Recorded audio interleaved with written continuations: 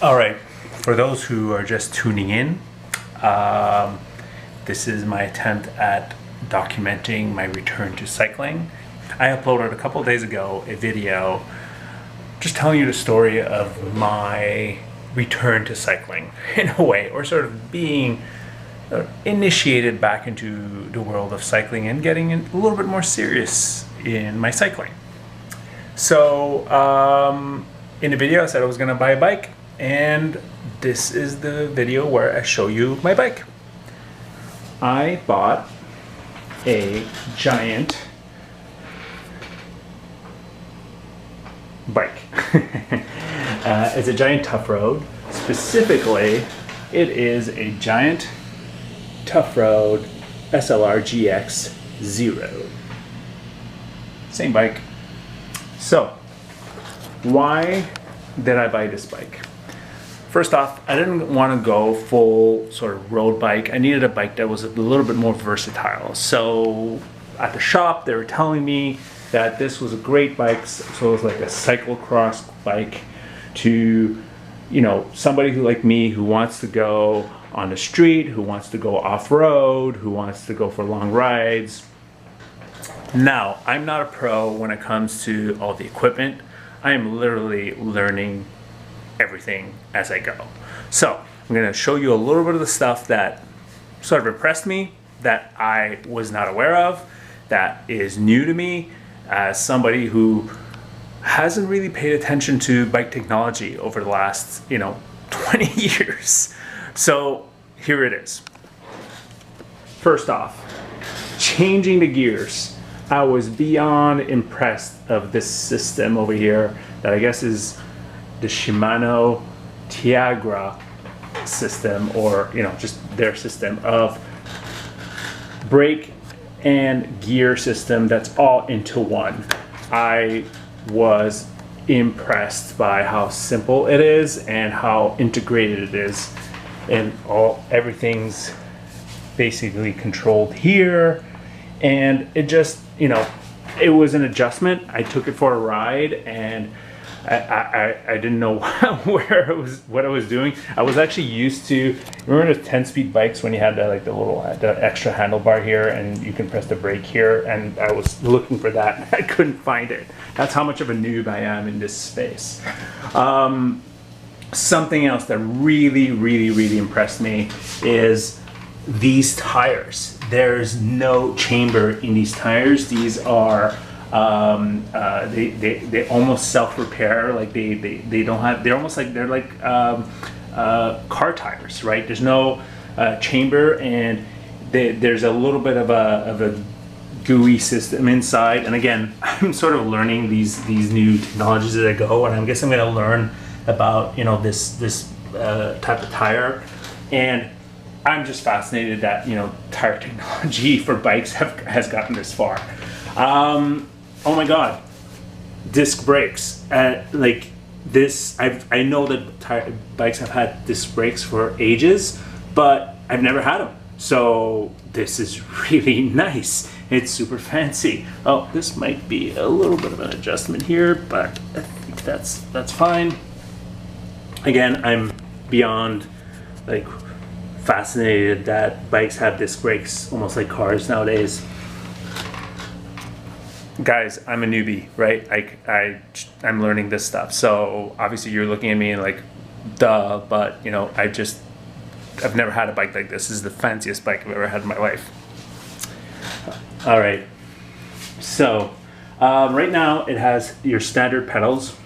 I do have some clip-on shoes, Shimano, from my other bike, and I plan on switching them up once I have time to do it. I want to sort of get a little bit of acquaintance to the bike, and sort of understand a little bit how it feels before I do that.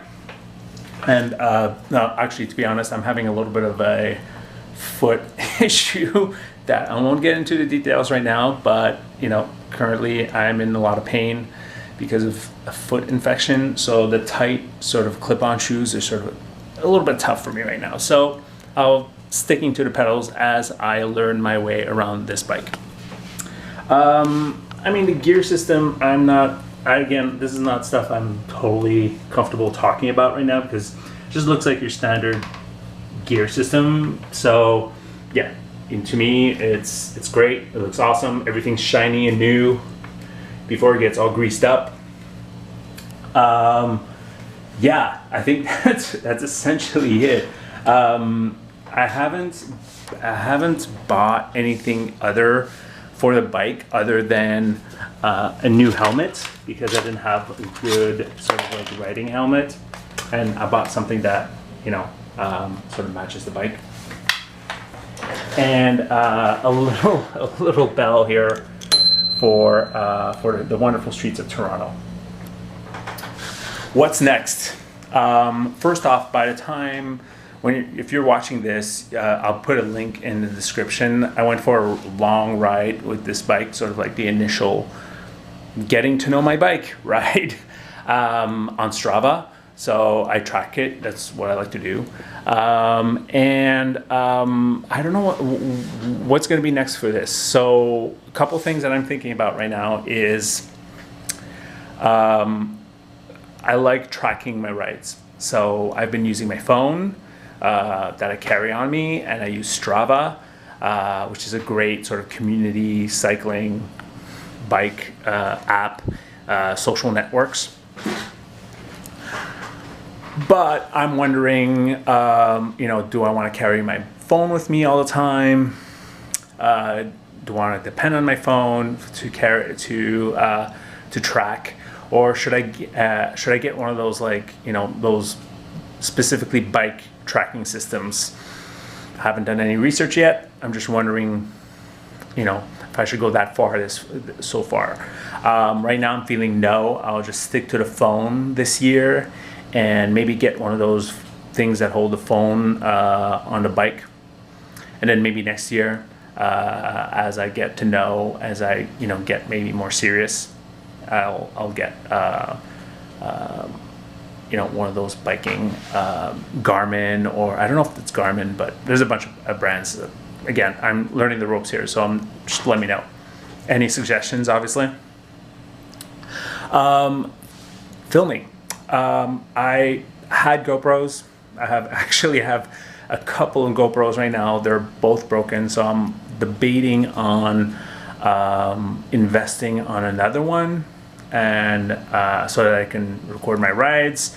Part of me also wants to record it for safety. Toronto is rough when it comes to riding a bike, and cars do not pay attention to you.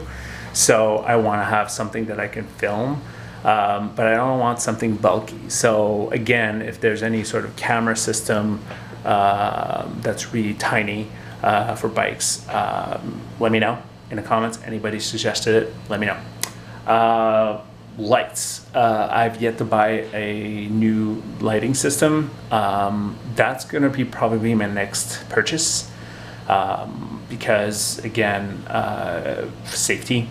And right now I have an old system, old LED lights that I had from a previous bike that are sort of very basic, but I'm looking at upgrading that system as well. So this is the bike. This is my new bike. This is what's going to sort of introduce me to the world of serious cycling. Also, I do not, even though my shirt's close enough, but I'm not at the point of upgrading myself to full Lycra in terms of riding. Let me get my feet wet.